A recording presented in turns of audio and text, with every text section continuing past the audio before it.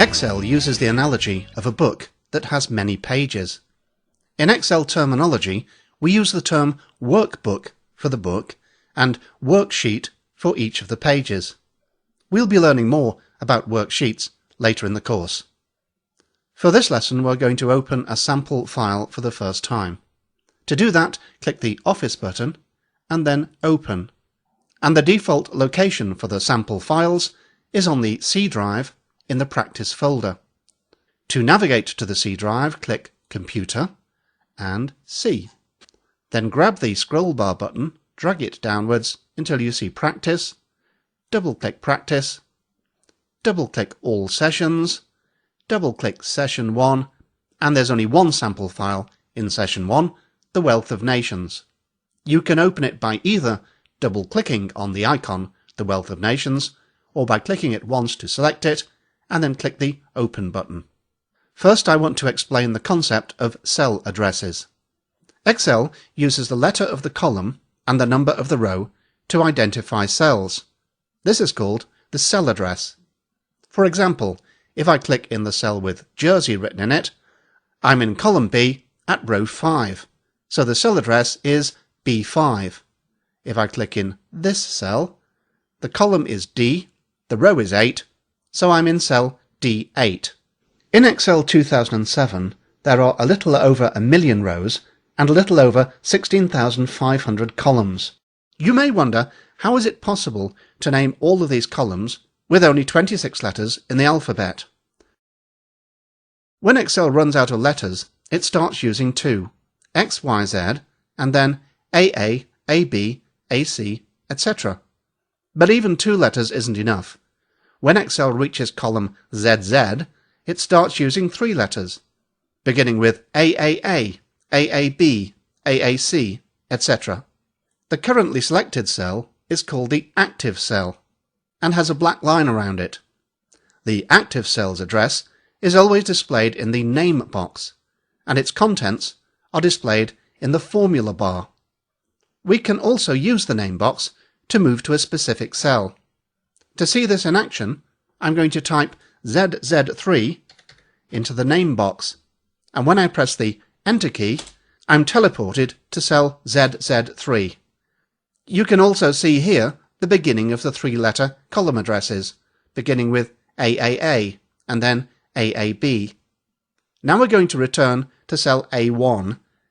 The quickest way to do this is to hold down the Control key on the keyboard and then press the Home key, and that takes you back to the beginning of the worksheet, which is normally cell A1. If I want to go to the end of the worksheet, I hold down the Control key on the keyboard and I press the End key. This takes me to the end of the worksheet, and you can see that in this worksheet there are 230 rows. I'm now going to press Control Home again to return to the beginning of the worksheet. Now I want to describe how the scroll bars work. There are 2 scroll bars for Excel's Workbook window. The vertical scroll bar runs from the top to the bottom of the worksheet and allows you to quickly move up and down the worksheet, while the horizontal scroll bar is at the bottom right-hand side of the workbook window and allows you to move to the left and right in wide worksheets. Here's how the scroll bars work.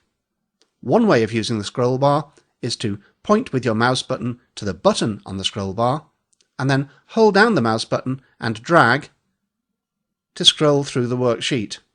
And now I'll do the same thing with the horizontal scroll bar. Another way of using the scroll bar is to click on the buttons at either end of the scroll bar to scroll one cell at a time. Let's see that working. I point to the button at the bottom of the vertical scroll bar, and each time I click, I move down one cell. Let's point to the button at the top and do the same thing to move back up through the worksheet. And the same thing happens when you use the buttons at the end of the horizontal scroll bar. Now let's look at another way of using the scroll bar. Sometimes you want to scroll through a long worksheet one screen at a time. By a screen, I mean everything that's visible on the screen. At the moment, I can see rows 1 to 23. If I click in the blue area beneath the scroll bar button, every time I click, I move down one screen. Now I can see rows 24 to 46, and now I can see 47 to 69. And it works in the same way for the horizontal scroll bar. And the final scroll bar technique I'm going to show you is when you need to scroll through a worksheet very, very quickly. You'd use this when the worksheet had several hundred rows and you wanted to quickly reach a destination a very long way down the worksheet. To do this, point to the scroll bar button, hold down the Shift key on the keyboard, and as you scroll now, you scroll very, very quickly. You can see I'm up to row 1,000,000 already. And on the horizontal scroll bar, same thing. We can go all the way to the very last column, column XFD. That's over 16,000 columns I just scrolled through in less than a second. Let's do the same thing to move back. Hold down Shift, point to the button, click and drag, and I'm all the way back to column A. Hold the button, hold down the Shift key and drag, and I'm all the way back to cell A1. And you've now finished the fourth